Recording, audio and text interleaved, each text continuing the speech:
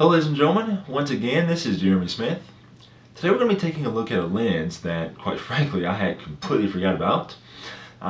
This lens was actually released back in January, but for whatever reason, whenever the lens first came out, the supply was very limited and I didn't really get a chance to take a look at one then. And whenever the lens finally showed up, I thought, oh yeah, I remember this lens, I meant to look at it. Today we're going to be talking about Nikon's 35mm 1.8 lens. Now, as you guys know, Nikon, they do make a 35mm 1.8 lens for DX cameras only, but this 35mm 1.8 is actually for full frame. So this is basically like a little bit lower cost alternative to Nikon's 35mm 1.4. The thing that's very interesting to me is that in a lot of ways this lens outperforms the 35 1.4, and in future videos we will be doing a little bit more comparison. And if you guys want to, I may do a little comparison between the this lens and the 1.4 variant. But I can tell you, after some initial shooting, the 1.8 actually is a little bit sharper. And a lot of you may be wondering why that is. Well, I have a bit of a theory. I think that if we look at some of the newer lens designs coming out, I think we see them being designed to be a bit sharper just because the cameras have changed a lot over the years. Something like Nikon's 35mm 1.4 was released back in 2010, and at that time, we had mostly 10 and 12 megapixel cameras in Nikon's lineup, and that lens was really great there. But now, in the days of us having 36 megapixel D800s and D810s and 24 megapixel D750s and D610s and all that, I think that a lot of the older lens designs are starting to show their age a bit. So that's why I think that even though this is a little bit lower cost option at a cost of $5.99 USD, I still feel like that's why we do see it kind of outperform Nikon's more expensive $1,700 35 1.4 in some areas. The one lens though that I did compare this lens to was not the 35 1.4 because most people that are going to be looking at a 35mm lens probably aren't going to be looking at, if you're going to look at this one, you're probably not going to be looking to spend $1,800 on or $1,700 on the 1.4. But I did look at this lens and compare it to the Sigma 35mm 1.4. I felt that that would be a much more smart comparison. That lens retails for $8.99 USD, so versus roughly $600 versus $900. It's very close in my opinion. I'm not going to make you guys watch the rest of the video. I will tell you that this lens, while very good, is outperformed by the Sigma. I'll go ahead and show you guys some sample photos here. I noticed that there was a lot less chromatic aberration so far out of the 35mm 1.4 Sigma. And I also noticed that there was less vignetting as well. And I was also, in addition to that, able to see a little bit of a difference in sharpness in the Sigma's favor. So, short answer is I'll be sticking with my Sigma, but since this one is a little bit less than the Sigma I still think it could be a very good option for a lot of people, but definitely the 35 1.4 Sigma is the best bang for your buck between the $1,700 35 1.4 Nikon and then this 35mm 1.8 Nikon.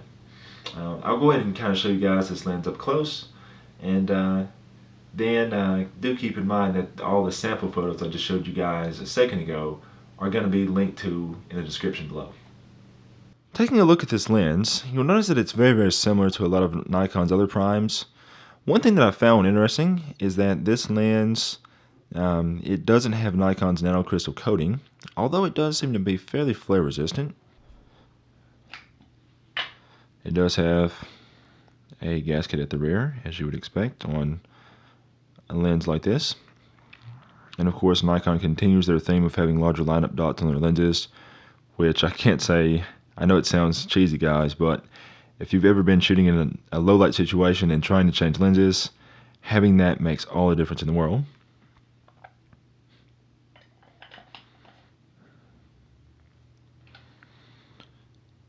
Fairly small front element size actually, 58mm. The 1.4 lenses, like the Sigma, are a 6.9 not 6.7, 67 millimeter front size. So it's a pretty small and compact lens. All the newer Nikon lenses, they seem to be designing them with video in mind too. I've noticed that, of course, this is an AF-S lens, so the ring continues to turn, but whenever you get to the end of the range, the stop is pretty noticeable. So Nikon seems to be designing a lot of their primes with lenses and with video in mind as well, so that's a good thing. Of course, this lens does not have VR, so we just have a manual, an automatic setting with manual override, and then we have just full manual focus there. So pretty straightforward lens. If we compare this lens to something like, say for example, something like the Sigma 35 1.4, as you would expect, we'll take its cap off there. As you'd expect, the Sigma it's a little bit larger lens. Whenever I get my hands on a 35 1.4 Nikon at the same time, we may do a little bit of a comparison. This Sigma, I actually need to do an update on this lens for you guys too. This is actually my lens, and I use it constantly. I love this lens a lot. And as I said in the review on that lens, this is the first non-Nikon lens that I've ever bought in my entire life, and I've been very pleased with it. I think that Nikon no doubt realizes that there are lower cost lens options out there these days that are still very good, and I think that's one of the main reasons why this 35-1.8 exists. And as I said before, it actually does a lot better than the 1.4 variant in a lot of situations, especially in terms of sharpness. I'm still not very happy with the level of chromatic aberration I saw with the Nikon 1.8 or the Nikon 1.4. The Sigma having more elements, it is able to compensate for that a lot better. I'll show you guys, of course, some sample photos and kind of show you a little bit of a comparison between the chromatic aberration and vignetting and such that I saw with the Sigma versus the Nikon. And of course, I'll put the link in the description below. If you guys want to see more with this lens, just let me know, and I will have to see about possibly getting my hands on the Nikon 35 1.4 as well. But all in all, if I were going to buy a 35, well, actually I already have bought a 35, and I ended up buying the Sigma, and that would be my recommendation right now. Hopefully in the not so distant future, Nikon will come out with a new 35 1.4, but for the time being, honestly, I wouldn't even look at the Nikon 35 1.4. If I wanted the best all-around bang for my buck, I would definitely buy the Sigma, as I did. But if I didn't want to quite spend $900 and wanted to spend a bit less, for $600, the Nikon 35 1.8 is absolutely unbeatable. If you guys have any questions, just write me in the comments below. Until next time, this is Jeremy Smith, signing off.